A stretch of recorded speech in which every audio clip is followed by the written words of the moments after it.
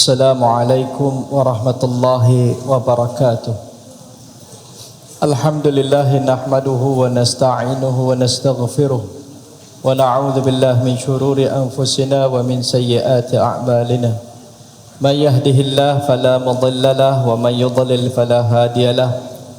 Wa nashhadu an la ilaha illallah wa nashhadu anna sayyidana wa habibana wa qurrata a'yunina Muhammad Mustafa sallallahu alaihi wasallam. Qala rabbi shrah li sadri wa yassir li amri wahlul 'uqdatam min lisani yafqahu qawli. Allahumma inni istawda'tuka ma qara'tuhu farududhu ilayya 'inda hadati ilayhi. Rabbi yassir wa la tu'assir rabbi tammim bil khair. Rabbi yassir wa la tu'assir rabbi tammim bil khair. Rabbi yassir wa la tu'assir rabbi tammim bil khair. Allahumma alhimna marashida umurina wa a'idna min syururi anfusina birahmatika ya arhamar rahimin. Qala Allah subhanahu wa ta'ala a'udzu billahi minasy syaithanir rajim. Bismillahirrahmanirrahim. Ya ayyuhalladzina amanu kutiba alaikumus shiyam kama kutiba alal ladzina min qablikum la'allakum tattaqun. Shadaqallahul aliyil azim. Alhamdulillah, tuan-tuan perempuan yang dirahmati lagi dikasihi oleh Allah Ta'ala, kita bersyukur kehadrat Rabbul Jalil Jalla wa'ala atas peluang yang Allah berikan kepada kita. Pada petang ni kita dapat sedikit, setelah menunaikan salat secara berjemaah, bermuzakarah tentang beberapa perkara yang berkaitan dengan ayat-ayat Al-Quran. InsyaAllah kita akan tengok InsyaAllah tafsir ayat-ayat Al-Quran berkaitan dengan Ramadan. Lebih kurang ada 5 ayat secara khusus berkaitan dengan Ramadan. InsyaAllah daripada kesempatan yang ada, jika tak ada aral yang melintang, InsyaAllah selama 10 hari InsyaAllah kita akan tengok tafsir ayat-ayat Ramadan. Tuan-tuan perempuan yang dirahmati lagi dikasihi oleh Allah Ta'ala, Ramadan terlalu istimewa. Dan istimewanya Ramadan itu kerana ianya adalah Ramadan. Ramadan bulan yang barakah, Ramadan bulan yang rahmah, Ramadan bulan yang banyak perkara-perkara yang kebaikan dibantu oleh Allah Ta'ala untuk kita buat. Allah Ta'ala membantu kita dengan membelenggu syaitan dan nafsu, sehingga tak mendorong kita kepada keburukan, dosa dan maksiat. Terpulanglah kepada diri kita seterusnya nak buat ataupun tidak perkara kebaikan tersebut. Ramadan, salah satu peristiwa yang istimewa berlaku di bulan Ramadan adalah nuzulul Quran, penurunan Al-Quran. Allah Ta'ala menurunkan Al-Quran secara jumlah, secara keseluruhan daripada Lauhul Mahfuz ke langit dunia yang pertama pada bulan Ramadan. Seterusnya daripada langit dunia ni diturunkan selama 23 tahun secara berperingkat-peringkat kepada baginda Nabi sallallahu alaihi wasallam. Dan kali yang pertama Al-Quran diturunkan adalah di Gua Hira. Peristiwa yang berlaku dalam Sahih Bukhari dijelaskan, ketika baginda Nabi sallallahu alaihi wasallam sedang bermunajat di Gua Hira, maka Jibril alaihissalam datang kepada baginda Nabi sallallahu alaihi wasallam. Satu riwayat yang panjang, Jibril alaihissalam kata baginda Nabi sallallahu alaihi wasallam pada ketika itu kelihatan sangat besar tubuhnya. Wa dhammanahu ila sadrihi. Baginda Nabi sallallahu alaihi wasallam dipeluk oleh Jibril alaihissalam dada ke dada. Dan Jibril alaihissalam kemudian melepaskan baginda Nabi, kemudian dipeluk semula, kemudian dilepaskan, kemudian dipeluk semula, kemudian dilepaskan. 3 kali berlaku peristiwa ni. Baginda Nabi sallallahu alaihi wasallam telah dinyatakan oleh Jibril alaihi salam pada setiap kali perlukan, wa huwa yaqulu fi kulli marratin iqra. Jibril alaihi salam memerintahkan kepada baginda Nabi sallallahu alaihi wasallam, bacalah oleh kamu, iqra, bacalah oleh kamu. Jawab baginda sallallahu alaihi wasallam, ma ana biqari'in aku tak mampu nak membaca. Nabi kata, nak baca apa? Kemudian Jibril alaihissalam lakukan perkara itu 3 kali sehinggalah beliau mengajarkan baginda Nabi dengan suratul Alaq, Iqra bismi rabbikal ladzi khalaq, khalaqal insana min 'alaq, Iqra wa rabbukal akram, alladzi 'allama bil qalam, 'allamal insana ma lam ya'lam. Datang wahyu kepada baginda Nabi sallallahu alaihi wasallam dengan turunnya Al-Quran. Al-Quran terlalu istimewa. Siapa yang mendekati Al-Quran akan memahami Islam. Siapa yang menjauhkan diri dengan Al-Quran, maka jauhlah kefahaman dia kepada Islam. Nak mendekati Al-Quran, langkah yang pertama, mula buka Quran dulu.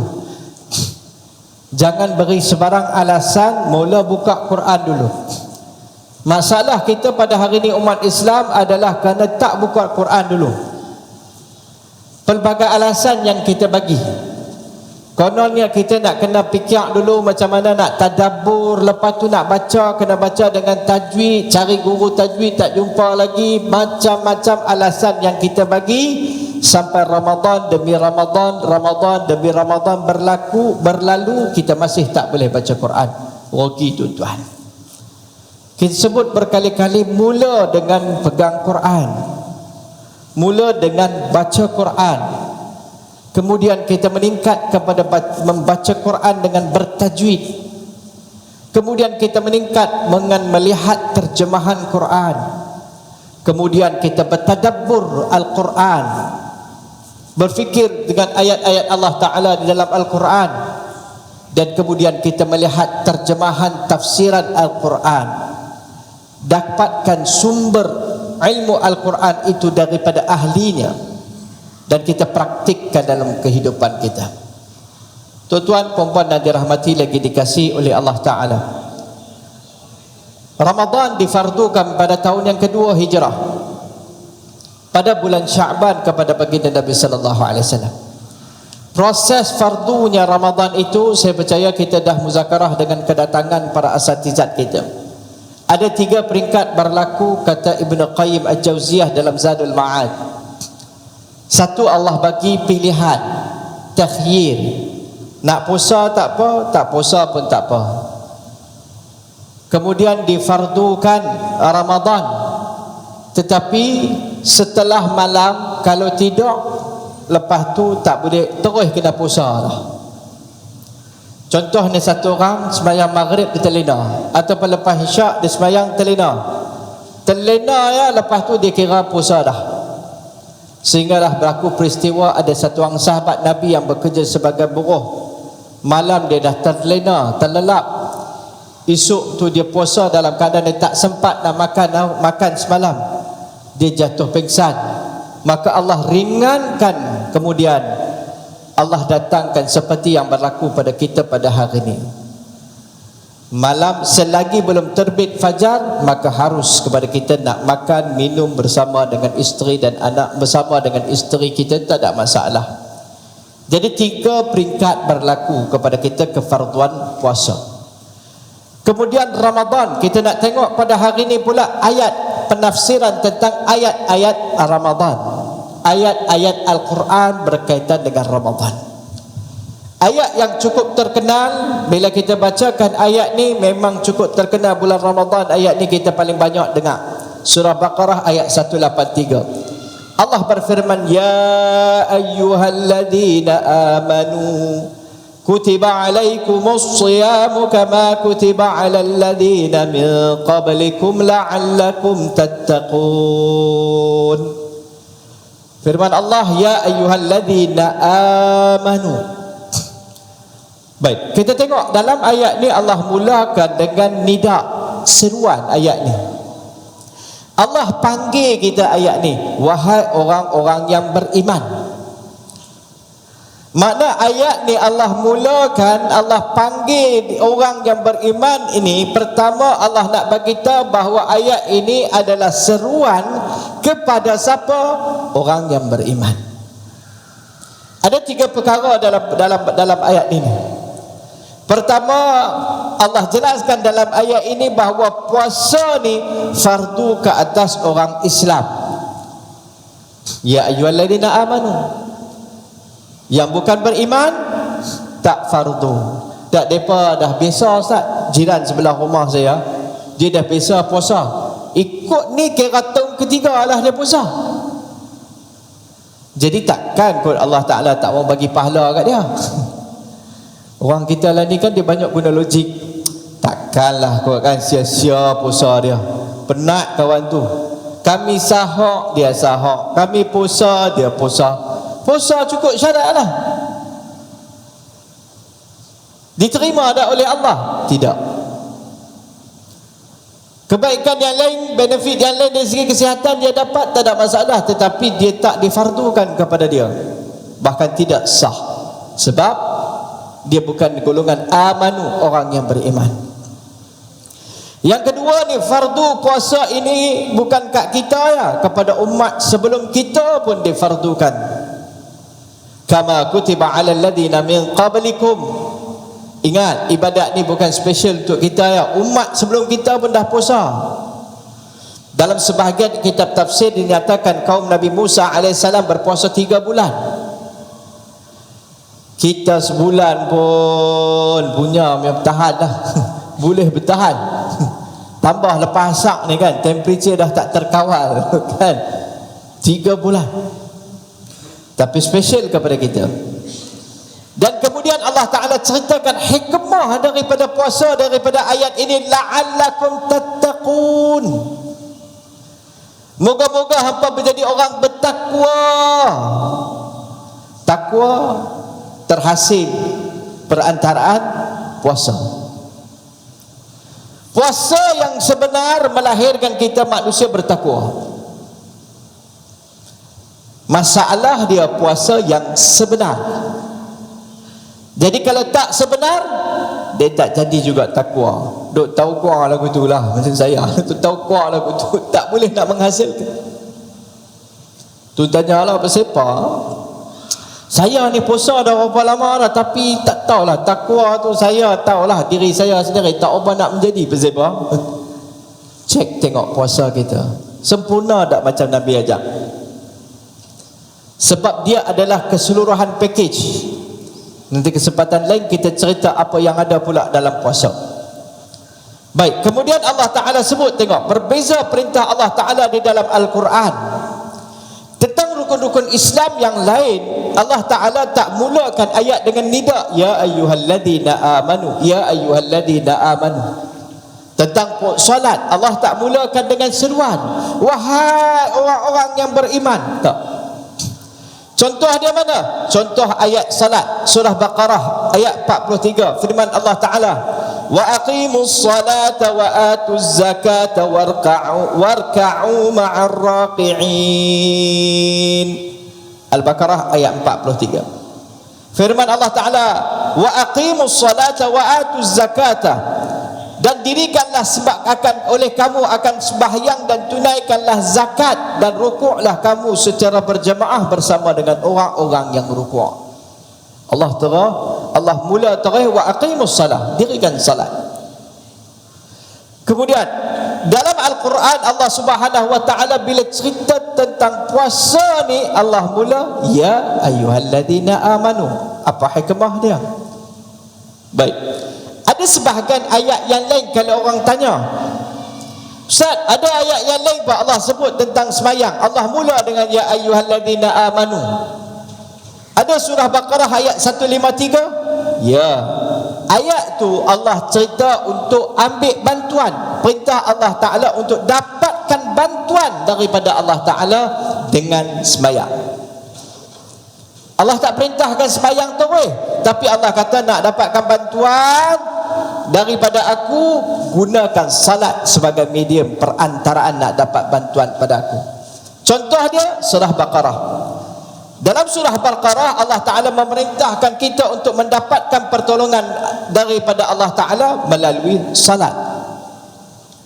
Dalam ayat berkenaan dengan wuduk ada juga dalam ayat berkenaan dengan jangan mendekati salat ketika mabuk, ada juga. Baik, tak ada yang khusus Allah Ta'ala mulakan ya ayyuhalladzina amanu. Baik, kita tengok ayat tu, surah Baqarah ayat 153. Ya ayyuhalladzina amanu ista'inu bis-sabri was-salah innallaha ma'as sabirin.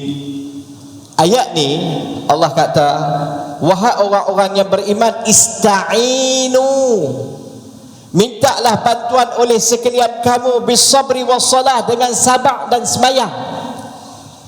Allah tak sebut wahai orang beriman salatlah kamu, tetapi minta bantuan oleh kamu dengan sabar dan semayang. Ayat ni Allah suruh minta bantuan kepada Allah dengan sabar dan semayang. Sabar, semayang adalah alat untuk mendapatkan bantuan daripada Allah. Dan kata Allah dalam di belakang ayat ni, syarat nak dapat bantuan, innallaha ma'as sabirin, Allah Ta'ala bersama dengan orang-orang yang sabar. Saya dah sembahyang Ustaz, tapi tak dapat pun. Berapa lama sembahyang dah? Adalah 2-3 kali. Ma'as sabirin, tak ada sabar. Kan? Sembahyang macam mana? Dengan keyakinan tak Allah akan bagi bantuan? Saja try lah, kot dapat. Ana 'inda dhanni abdi bi. Hadis qudsi, aku di sisi sangkaan aku. Hang rasa nak try kot dapat, dia jadi kot lah.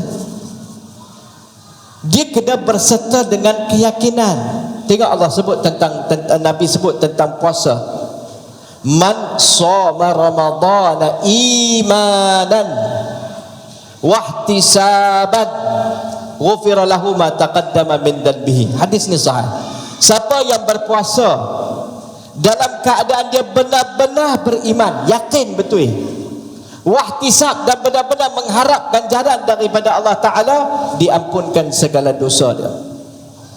Dia kena ada iman dan ihtisab. Dalam setiap amalan kena ada iman dan ihtisab, yakin. Bukan try kok jadi, mana tahu Allah nak bagi. Tak. Semayang kalau nak minta bantuan daripada Allah Ta'ala, ayat ni amru, suruhan Allah. Ista'inu, minta bantuan daripada aku, Allah kata. Allah suruh, bukan cadang. Allah suruh minta bantuan kepadaku, dan bersifat umum. Apa problem saja, minta bantuan kepadaku. Dengan apa? Sabri, salat. Semayang, salat. Salat tak sabar. Tak jadi. Alah, semayang pun tak guna Ustaz. Saya berapa kali semayang hajat, memang tak boleh lah. Saya rasa memang tak dapat lah. Berapa kali dah salat dan sabar, salat sampai Allah bagi. Contoh dia mana? Dalam peperangan Badar, bulan Ramadan. Ni Ramadan. Nabi SAW ketika nak diserang, dalam di malam tersebut, Nabi salat, hadis dalam Sahih Bukhari, Nabi salat dalam khemah Nabi SAW sepanjang malam tanpa henti, dalam Sahih Bukhari. Sehingga Abu Bakar radhiyallahu taala anhu datang memeluk Nabi SAW daripada belakang, suruh Nabi berhenti. Cukup dah, Allah dah dengar dah ya Rasulullah, Allah dah dengar ya Rasulullah seruan kamu. Sebab tak tahan tengok Nabi semayang berterusan dan dalam tangisan. Nabi nak minta bantuan, kena sabar dan semayang, menangis sepanjang malam. Kita ni kategori apa ni? Kita nak kata wali tak wali, wali bank wali semua tu ada ni kan. Dengan satu hari jadi wali, sehari jadi lingkup dan jahanam. Satu hari pegang tasbih, satu hari pegang phone. Esok nak tadarus, hari ni duk tengok tadarus dia jalan terus kan. Kita punya kategori ni kan, tak sabar, mulut cepat melatah. Allah kata syarat sabar, sabar yang berterusan. Yang paling susah sekali sabar lah. Sabar tu paling susah. Kita kalau boleh, kalau kira dia macam ATM machine, tekan jolok ya, angkat kena keluar duit. Tak keluar duit, tendang mesin ATM. Apa ni? Tidak call dah bermasuk ke duit, tak belum pergi. Dia kena rasa macam ATM jugalah. Solat ya kena dapat. Nanti dulu, cek dulu. Mungkin ada banyak kekurangan sana sini, kekurangan pada keyakinan, kekurangan pada wudu, kekurangan pada hubungan makan minum kita, kekurangan ada hutang orang kita tak bayar. Nanti dulu, cek dulu, tengok. Kalau tak dapat, pasal apa? Perbaiki wudu. Nabi suruh sahabat Nabi SAW perbaiki wudu. Perbaiki wudu. Minta berterusan, bersungguh-sungguh. Tuan-tuan, perempuan yang dirahmati lagi dikasihi oleh Allah Ta'ala, dalam ayat ni Allah sebut tentang salat, tetapi Allah sebut tentang bantuan lebih spesifiknya. Minta bantuan kepada aku, baru Allah kata dengan sabak semayang. Allah tak mulakan untuk perintah semayang dengan ya ayyuhalladzina amanu. Saat kita tengok di belakang pasal special. Baik, kemudian ada ayat yang lain, surah Al-Maidah. Dalam surah Al-Maidah Allah cerita tentang wudu. Allah mula dengan ya ayyuhalladzina amanu. Ya ayyuhalladzina amanu idza qumtum ilas salati faghsilu wujuhakum wa aydiyakum ilal marafiqi wamsahu bi ru'usikum wa arjulakum ilal ka'bayn. Ayat surah wudu Allah mula dengan ya ayyuhalladzina amanu. Wahai orang-orang yang beriman, apabila kamu hendak mengerjakan sembahyang, maka basuhlah muka kamu dan kedua belah tangan kamu meliputi siku, dan sapulah kepala kamu dan basuhlah kedua belah kaki kamu meliputi buku lali. Allah tak sentuh direct tentang salat, tapi Allah sentuh tentang wudu. Ada ayat yang Allah cerita tentang berkaitan dengan salat juga. Tadi minta bantuan dengan perantaraan salat. Kedua, Allah cerita tentang ambil wudu. Ketiga, ayat yang Allah perintahkan pada zaman permulaan. Zaman permulaan, ayat ni hukum dia mansukh dah. Allah melarang orang yang beriman mendekati salat dalam keadaan mabuk. Ayat ni jangan buat pasal bukan kita boleh amal lah ni. Kan? Satgi ada orang dia baca ayat ni, mabuk boleh bang? Hukum dia telah mansukh. Baik, tengok contoh surah An-Nisa. Ya ayyuhalladzina amanu la taqrabus salata wa antum sukara hatta ta'lamu ma taqulun. Allah sebut, wahai orang-orang yang beriman, janganlah kamu hampiri salat dalam keadaan kamu mabuk hingga kamu tahu, kamu sedar apa yang kamu ucapkan. Mana ayat ni turun mula zaman permulaan sahabat Nabi hidup dengan budaya arak ni menjadi kebudayaan pada mereka. Peringkat mula Allah tak haramkan arak lagi. Allah haramkan arak secara berperingkat-peringkat. Ini uslub dakwah. Kalau kita tengok ayat-ayat Makkiyah, ayat-ayat Makkiyah ni sesuai untuk kita gunakan sebagai manhaj untuk sampaikan dakwah. Ayat-ayat Madaniyah ni dia dah turun tentang hukum hakam. Bila kita nak sampaikan dakwah kepada orang lain, kita tak sampaikan terus tentang hukum. Kita tak bicarakan terus tentang hukum. Kita bicara tentang perkara berkaitan dengan keimanan.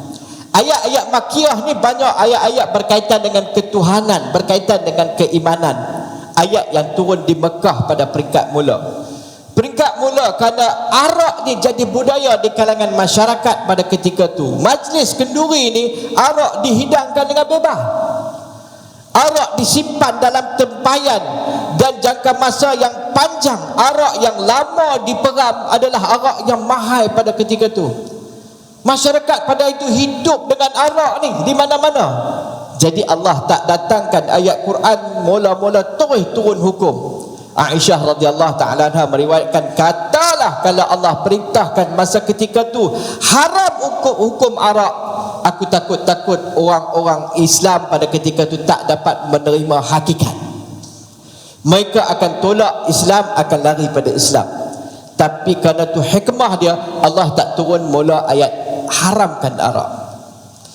Ayat ketuhanan mantapkan iman, keyakinan, sehingga jiwa iman mereka bila telah mantap, Allah haramkan arak berperingkat-peringkat. Salah satu ayat ni. Ayat ni Allah tak harapkan arak, tapi bila nak semayang jangan main dengan keadaan berdengung. Kerana ada peristiwa yang berlaku. Ada sahabat Nabi yang dia semayang, dia lepas kena arak, dia main semayang kan, duk tengah high, silap dalam bacaan. Ada riwayat menyatakan qul ya ayyuhal kafirun, bacaan surah Al-Kafirun, tersilap dalam bacaan. Kerana tu turunnya ayat ni. Allah perintah orang yang beriman, la taqrabus salah, jangan mendekati salat dalam keadaan kamu mabuk. Makna lepas sembahyang tak apa, yang tu lain cerita. Nak main sembahyang jangan, ni mula. Tuan-tuan jangan ingat dengar sedekah yang ni Yang ni ayat mula. Selepas tu dah turun dah tentang innamal khamru wal maisir. Turun ayat tu hukum haram arak mutlak sampai hari kiamat. Jangan kita silap faham. Baik, kemudian ayat berkaitan dengan zakat, wa aqimus salata wa atuz zakata. Sama juga, dirikanlah salat, tunaikanlah zakat. Allah tak datangkan dengan ya ayyuhalladzina amanu. Perintah tentang haji Allah datangkan wa atimul hajja wal umrata lillah, tunaikanlah haji dan umrah kerana Allah Subhanahu wa taala. Allah tak datangkan pula ya ayyuhalladzina amanu. Maka kenapa sebenarnya Allah datangkan khusus kepada puasa ni? Allah mulakan ayat nida, kita panggil seruan.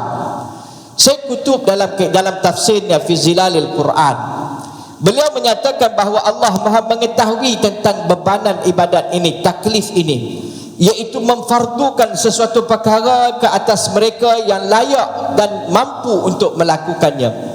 Ianya dipahami sebagai tanggungjawab pada perkara di mana setiap manusia pasti memerlukan bantuan, dorongan dan penggerak untuk bangkit melakukan amalan tersebut. Allah tahu bahawa ibadat puasa ni berat sikit. Tuan-tuan, semayang ni taklah berat tara mana, kan? Bukan nak kena tahan apa pun, tapi yang itulah yang paling culah, kan? Semayang ni ringan, 5 minit pun tak sampai kita nak main. Ibadat apa lagi? Haji, duit dah kena keluar sikit, tapi tak payah tahan lapang apa pun. Zakat, duit dah kena keluar, tapi ada setengah orang dia kata zakat ni berat, pasal dia company genggam tak tirih. Dia kata saya lain apa tak apa, jangan keluar ya. Janji jangan keluar ya. Tapi zakat ni kita bagi. Kalau kita tengok dalam rukun Islam, yang paling berat adalah puasa. Nak tahan. Ada setengah tempat baru ni saya baca dalam satu artikel 18 jam. Kita tak nak lah sampai tu 18 jam puasa. Allah Rabbi, kita ni alhamdulillah. Alhamdulillah. Tapi tu pun kita lah yang tahu pasal kita. Dia main esak ya, dia dah jadi lain macam. Duk nampak Fata Morgana kan? Tengok jalan tar bukan? Dia main esak ya, temperature dah tak terkawal, terusik sikit ya, kita boleh marah dan sebagainya. Kita yang tahu perut lapang ni ya, manusia dia hilang dah dia punya rasional tu. Kerana tu Allah Ta'ala tahu tentang ibadat ini ada bebanan. Kerana itulah Allah Ta'ala nak jadikan sebagai dorongan dan penggerak. Maka Allah Ta'ala hikmah dia, Allah panggil dengan perkataan ya ayyuhalladzina amanu. Allah mulakan ayat taklif ini dengan khusus wahai orang-orang yang beriman. Macam pujuk lah, Allah tarik perhatian. Hasan al-Basri rahimahullah ta'ala berkata, sekiranya engkau mendengar Allah Ta'ala berkata ya ayyuhalladzina amanu pada mana-mana ayat, maka tumpukanlah perhatianmu padanya, kerana ia pasti kerana perkara yang diperintahkan juga, sama ada ianya adalah perkara yang diperintahkan ataupun ianya adalah perkara yang dilarang. Imam Hasan Basri rahimahullah ta'ala kata, bila Allah mulakan satu ayat dengan kalimah ya ayyuhalladzina amanu, Allah nak tarik perhatian. Seolah kata satu orang duk buat kerja, kita kata ni dengar sat. Kita ketuk meja, kita panggil intan payung sekalian. Semua tolong bagi perhatian Bila benda yang kita nak nyatakan tu penting, kita akan guna kata seru ni. Tolong bagi perhatian sikit Sat, semua tolong diam Sat. Ada benda nak sampaikan.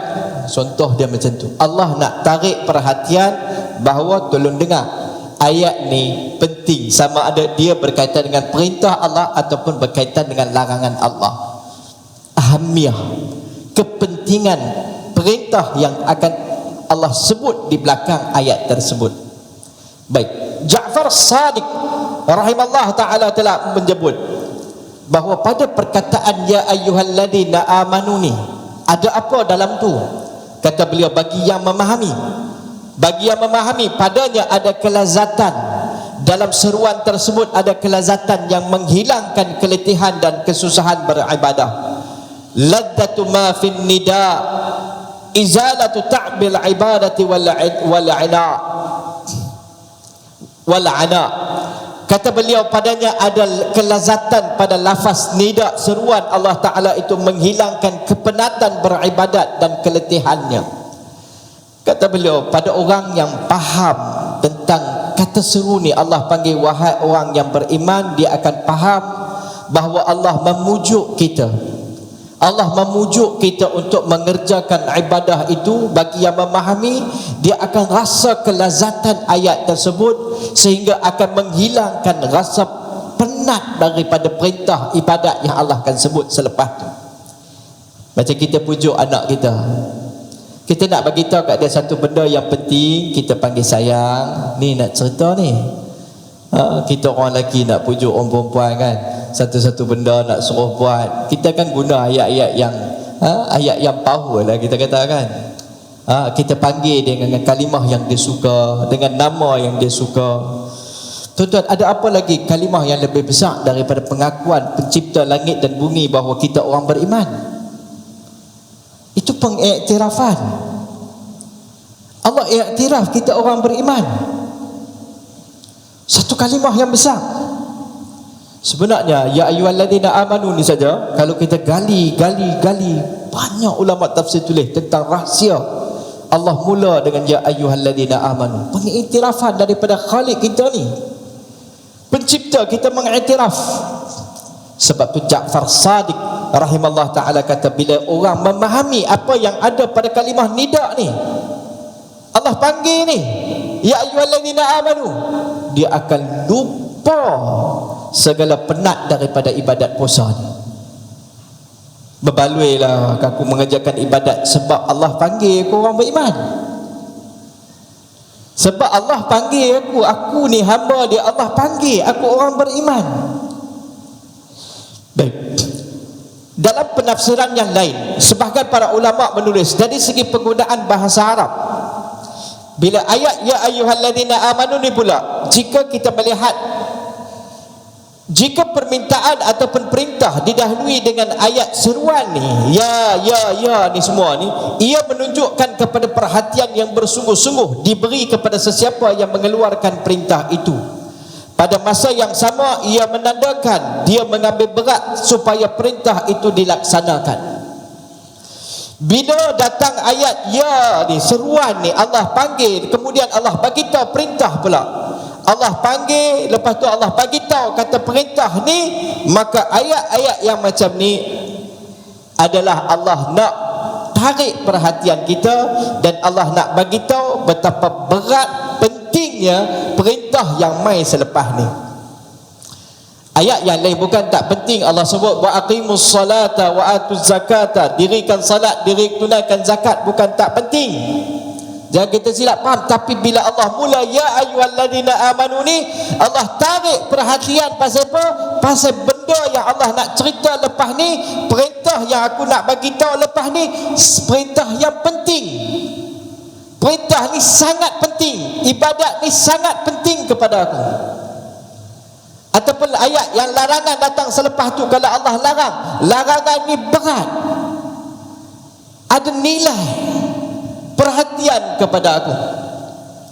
Baik, sebahagian para ulama pula menjelaskan ya ayyuhalladzina amanu ini, ianya bukan sebagai sekadar isyarat tetapi sebenarnya adalah isyarat hakikat iman yang sebenar, bukan sekadar kepercayaan dalam hati saja. Ayat ni Allah tujukan wahai orang-orang yang beriman, kemudian Allah kaitkan dengan amal. Apa yang Allah nak ceritakan daripada ayat ni? Hikmah Allah nak bagi tahu kat kita, kata iman kat mulut saja tak cukup, mesti berserta dengan amal. Iman saja kita bagi tahu kat mulut atau ada dalam hati, saya ni memang orang beriman lah, kita ni orang beriman, sembahyang tak, puasa tak cukup. Sebab tu Allah i'tiraf, Allah sebut ya ayyuhalladzina amanu, Allah kait dengan salat, Allah kait dengan puasa. Iman semata-mata tanpa amal tidak memberi faedah yang sempurna.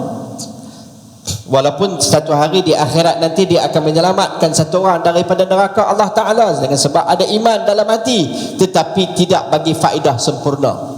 Di dunia dia takkan dapat manfaat sempurna dari janji Allah dengan amalan, tak dapat. Di akhirat dia kena cuci dulu, hantar ke dalam neraka Allah Ta'ala, baru dihantar ke dalam syurga Allah Ta'ala. Jadi apa yang nak diceritakan daripada ayat ini, kata sebahagian ulama, ayat ini Allah iringkan antara iman, Allah serut pengiktirafan wahai orang yang beriman, dan Allah kaitkan dengan amal. Allah nak beri isyarat iman perlu kepada amal. Ini kerana iman yang tidak diiringi dengan amalan, ianya adalah seumpama iman yang palsu, tak ada bukti.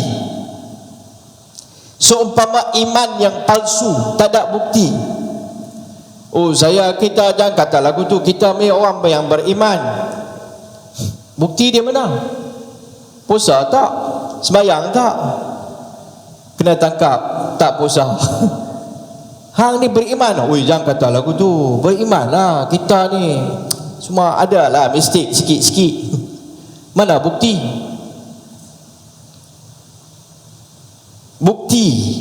Bukti daripada kesungguhan yang ada dalam hati, kesungguhan iman, yakin kepada ada dalam hati, dibuktikan dengan amal. Yang tu yang nampak kat luar. Bukti dengan ibadah. Baik. Orang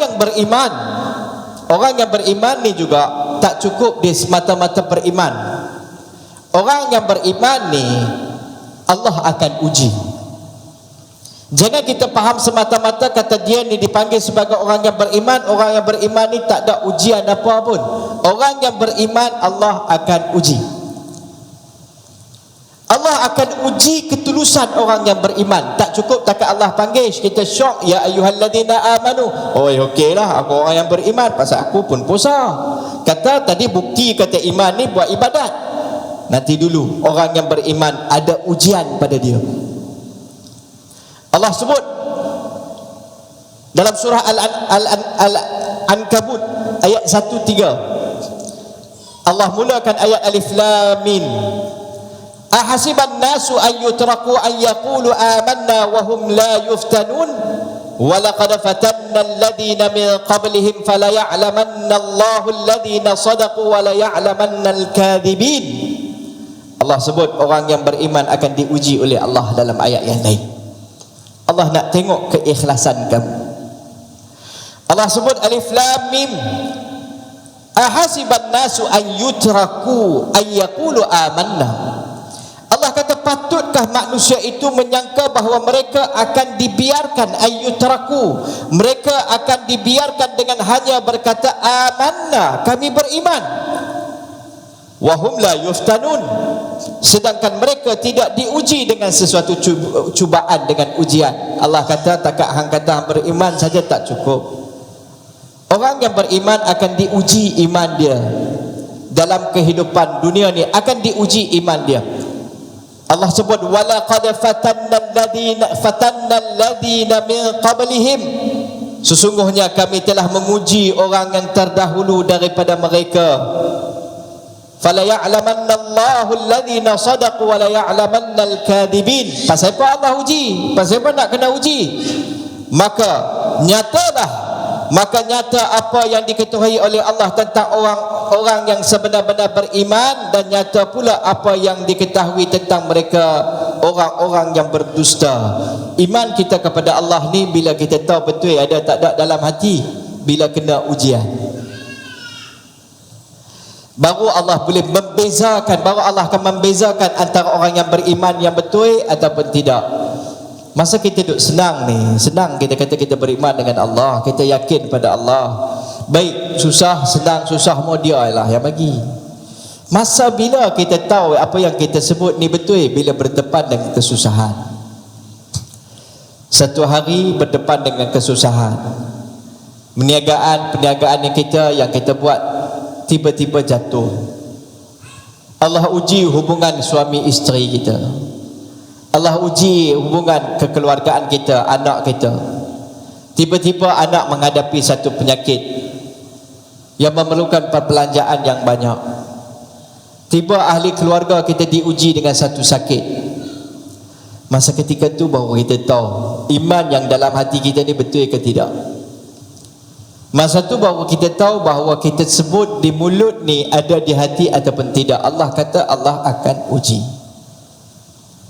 Sebab bukan hampa, Allah kata walaqad fatanna alladhina min qablihim, sebelum depa lagi orang lain pun kami uji. Allah akan uji kita sedikit-sedikit ujian. Tapi janganlah kita rasa Allah mak, kalau jadi orang beriman nak kena uji. Tuan-tuan, siapa yang boleh naik kelas dengan tanpa ujian?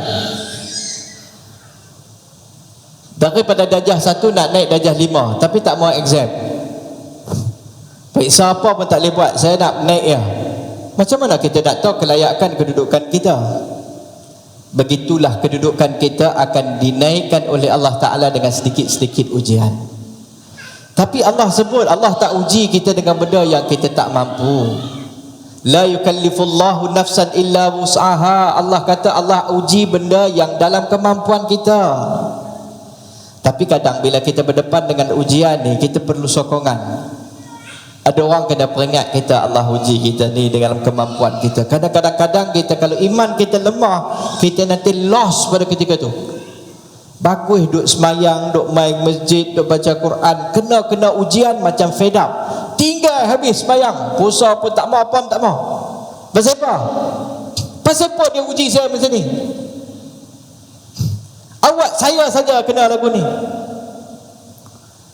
Awak keluarga saya kena lagu ni. Kena ujian baru tahu rupanya apa yang ada dalam hati kita. Sebelum tu kita boleh ucap, tapi keyakinan ni Allahu Rabbi. Allah kata ya ayyuhallazina amanu, ya betul. Tetapi ingat orang yang beriman akan diuji. Tapi jangan panik, ujiannya Allah berikan kepada kita dengan kadar kemampuan kita. Setiap orang ada ujian yang berbeza dalam hidup ni. Semua orang ada ujian yang berbeza dalam hidup ni. Kita tak boleh bantah pasal apa Allah uji saya macam ni. Tengok dia tu kena agak ujian, tapi ujian dia padalah kan, sesuai lah. Kawat saya pula kena lagu ni. Allah tahulah setiap orang siapa yang ujian yang Allah nak bagi, nak tingkatkan kedudukan kita, nak uji keimanan dalam hati kita. Tuan-tuan, Allah bagi contoh makhluk yang pernah satu masa dulu dimuliakan oleh Allah Ta'ala, tak terlepas daripada ujian Allah, akhirnya terperangkap kerana iman di dalam hati dia bercampur dengan perasaan-perasaan syirik yang khafi, kesombongan dan takabur. Dari kedudukan ranking yang paling tinggi, pernah jadi ketua bagi para malaikat, akhirnya jatuh menjadi rajim, makhluk yang direjam, laim, makhluk yang paling hina. Allah uji, tak ada yang terlepas. Siapa? Allah uji makhluk yang kita sebelum dipanggil Azazil, dan akhirnya dia digelar dengan Iblis. Iblis diuji. Sedangkan Iblis ni antara makhluk yang pada ketika tu jadi guru para malaikat. Ilmu tak ada ke? Ada. Nak jadi guru lagu mana tak ada ilmu? Ibadat tak cukup ke? Oh, jangan cerita. Ibadat dia tak ada tempat di muka bumi ni yang dia tak sujud. Ayat ni cukup bagi penerangan kepada kita bahawa kita jangan sombong dengan ilmu kita, kita jangan sombong dengan ibadat kita pada orang yang ya ayyuhalladzina amanu. Ayat ni untuk kita ni yang main masjid ni, orang yang beriman. Ujian datang pelbagai sudut. Kadang-kadang ujian kesombongan ni akan menggelincirkan kita ke lembah-lembah kehinaan. Allah bagi peringatan. Apa kata Allah Ta'ala? Dia bukan tak beriman dengan perkara akhirat, dia orang yang beriman. Contoh dia Allah sebut dalam surah Al-A'raf ayat 12-14. Qala ma mana'aka an tasjuda id amartuka Qala ana khairum minhu khalaqtani min narin wa khalaqtahu min tin Qala fahbit minha fama yakunu laka an tatakabbara fiha fakhruj innaka minas saghirin Qala anzirni ila yaumi yub'atsun. Yang ini dialog antara Allah dengan iblis. Allah tanya, qala ma mana'aka an tasjuda id amartuka. Apa yang menghalang hang untuk sujud ketika aku perintahkan kamu untuk sujud? Apa yang halang hang? Pasal apa yang ketegak? Bahasa kita lah kan? Bahasa kita lah. Awak yang hang ketegak sangat. Dah aku suruh perintah hang untuk sujud, sujudlah. Dia bukan tolak Allah Ta'ala. Kita tengok ayat ni, dia bukan sombong tolak perintah Allah Ta'ala, sebab dia tengok status dia.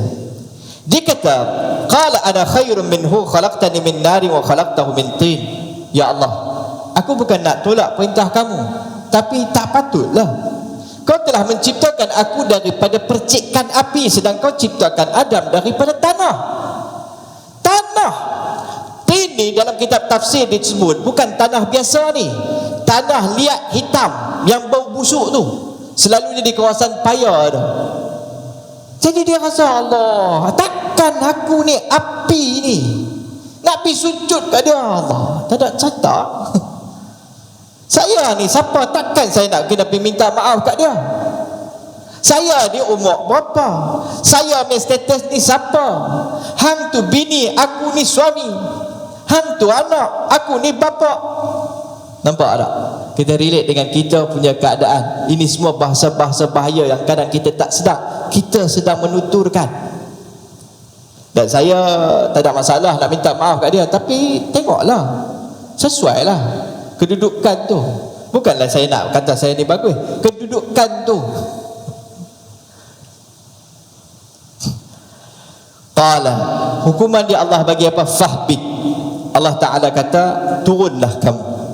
Allah halau dia turun. Allah Ta'ala halau dia turun. Allah Ta'ala kata, keluarlah kamu, sesungguhnya kamu ada daripada golongan orang yang hina, minas saghirin. Qala, kemudian dia, iblis ni, dia ahli ibadat, ahli ilmu. Allah halau daripada syurga pun. Dia kata, ya Allah, aku buat satu permintaan last ni. Kalau begitu, anzirni ila yaumi yub'atsun. Tangguhkan kematian aku sehingga kepada hari kiamat, hari kebangkitan. Dia orang beriman juga. Yang tu nak cerita. Dia beriman tentang hari kiamat. Dia beriman akan disoal siasat oleh Allah tentang amalan dia. Dia minta ke Allah apa yang dia minta. Kalau macam tu, jangan bagi aku matilah ni, panjangkan umur aku sampailah ke hari kiamat. Ayat yang ni Allah cerita pasal apa dia minta? La aghyannahum, pasal nak sesatkan kita. Jujur pula tu. Dia bagi terang ke Allah Ta'ala, aku akan sesatkan setiap satu anak Adam. Dia pun beriman, tapi iman dia tak menepati dengan amalan yang dituntut oleh Allah Ta'ala. Iman bukan calang-calang. Ahli ibadat, ahli ilmu, tak ada tempat yang kurang di bumi yang dia tak ibadat. Apa kurangnya dia? Guru malaikat. Takabbur. Ibn Qayyim Al-Jauziyah sebut tiga dosa yang pertama menghasilkan dosa-dosa yang lain. Salah satu yang paling besar ni kibir, takabur, sombong. Kesan pada sombong daripada ahli beriman, ahli ilmu, orang yang hampir dengan Allah, jatuh ke syirik, hina terus. Aba wastakbara wa kana minal kafirin. Allah kata dia ingkar, dia takabur, jadi kafir terus. Kerana itu tuan-tuan, hati-hati. Tidak memadai dengan kita semata-mata kita tak boleh syok dengan ayat ya ayyuhalladzina amanu. Bila Allah panggil kita wahai orang yang beriman tadi, kita tak mencukupi dengan kalimah tersebut untuk kita rasa kita dah cukup hebat. Kita kena memahami bahawa ada ujian-ujian bagi orang yang beriman. Allah mulakan ayat itu, Allah mengisyaratkan kepada kita, wahai orang yang beriman, difardukan kepada kamu ibadat puasa. Allah mengisyaratkan ada ujian-ujian tertentu yang akan didepankan kepada kamu ketika kamu melaksanakan ibadah yang akan diperintahkan selepas ini. InsyaAllah wallahu subhanahu wa ta'ala alam. Selepas ni insyaAllah pada esok hari ada kesempatan, tak ada masalah apa, insyaAllah kita akan sambung lagi, kita akan menggali lagi tentang makna ya ayyuhalladzina amanu ni. Apa lagi yang Allah sebut, kita gali khazanah-khazanah. Apa lagi yang Allah Ta'ala sebut tentang ya ayyuhalladzina amanu, wahai orang-orang yang beriman. Semoga sedikit sebanyak perkongsian yang sempat kita buat ni Allah berikan manfaat kepada saya dan kita sama-sama bersama untuk kita makin menghayati ibadah yang Allah fardukan kepada kita, ibadah yang istimewa, ibadah Ramadan, ibadah saum puasa yang Allah kurniakan kepada kita, dan supaya kita makin mendekati Al-Quran, kalamullah. Wallahu subhanahu wa ta'ala a'lam. Allahumma lakal hamdu kulluh wa lakal syukru kulluh ya rabbal alamin. Allahumma salli wa sallim ala habibina wa qurrati a'yunina Muhammad Mustafa sallallahu alaihi wasallam. Allahumma innaka afuun tuhibbul afwa fa'fu anna. Allahumma innaka afuun tuhibbul afwa fa'fu anna. Allahumma innaka afuun tuhibbul afwa fa'fu anna. Allahumma inna nas'aluka ridhaka wal jannah wa na'udzubika min sakhatika wan nar. Walhamdulillahi rabbil alamin. Assalamualaikum warahmatullahi wabarakatuh. Sebarang salah silap dalam penyampaian saya, jutaan maaf dimohon pada tuan-tuan dan puan-puan insya-Allah.